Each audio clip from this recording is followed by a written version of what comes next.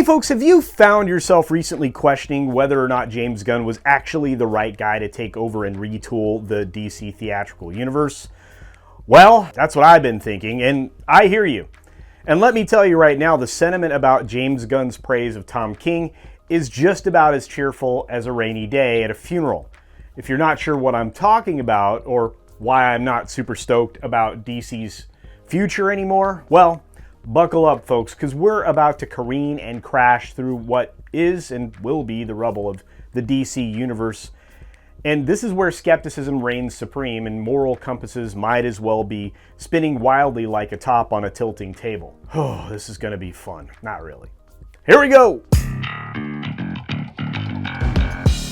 I had something completely different in mind, a completely different picture, when they announced the new future of the DC cinematic universe. The new leader, James Gunn, is a maestro behind some of the most creative and intriguing superhero films ever made.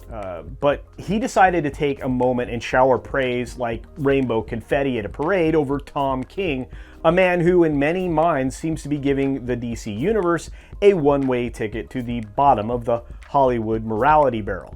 Plus, his writing, right now, when he's not virtue signaling like a broken stoplight, has been not anywhere near or close to something that's quality, and it hasn't been there for a long time. What's worse is Gunn didn't just toss a casual compliment out there towards King. No.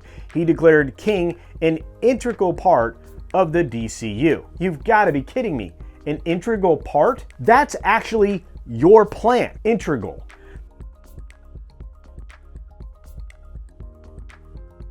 That's like saying your eccentric uncle who believes that the moon landing was staged is an integral part of Elon Musk's future missions to Mars. That is a disturbingly descriptive word, integral. That's setting the bar very low indeed, probably so low that a limbo competition for fire ants can't get underneath it. And I went looking for context here, outside of what this read thread actually read. This is the one that obviously Gunn level praise that really drew my attention. And so, of course, I went looking at thatparkplace.com and just taking a look to see what they had over there. And, well, they already had an article up from John F. Trent, the guy that's running that place right now.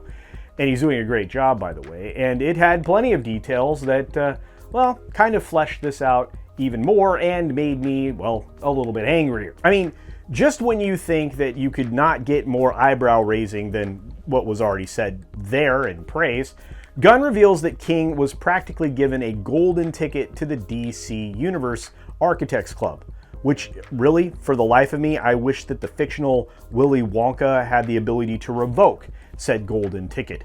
But it doesn't seem like that's likely to happen, and since it's all tied into Warner Brothers, well, they're all headed down anyway. So, of course, these are the same architects that are supposed to build a universe that we can look up to and enjoy and maybe have some lighter and brighter vision of the world and not something that's clouded in depressing darkness that the previous, guiding hand kind of led us into. This is not merely a wrong turn into the realm of moral ambiguity and endless hectoring lectures.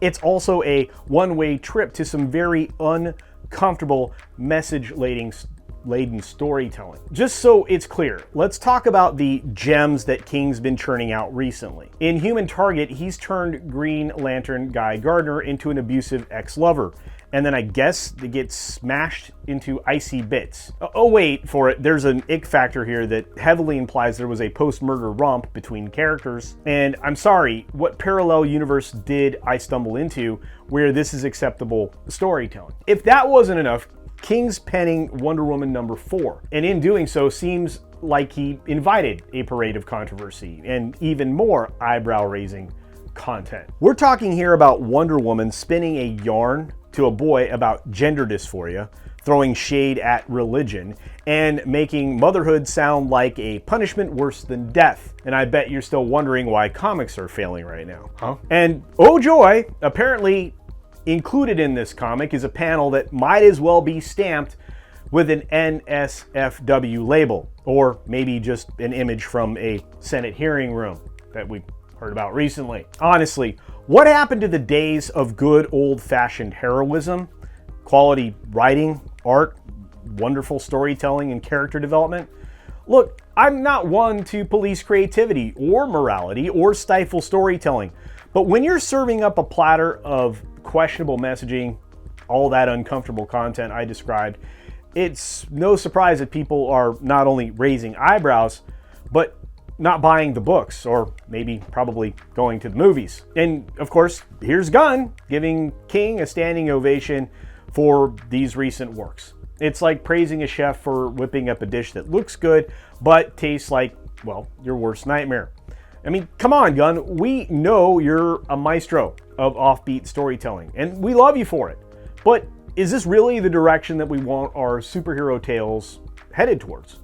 It doesn't make a lot of sense. I mean, I will need for this kind of storytelling a mental parachute, because I'm going to want to pull the ripcord as this thing keeps spiraling downwards faster than zero in a World War II movie. The cringe is so hard here that it's literally backbreaking. Hey, I don't know about you, but when the guiding hands behind DC's superhero sagas start to showcase this questionable character in Tom King, it's got to make you wonder if it's already time to disregard outright the future of DC from its very inception. I don't see how you couldn't arrive at that conclusion. And as I said, James, I love your flair for the unconventional. I truly do.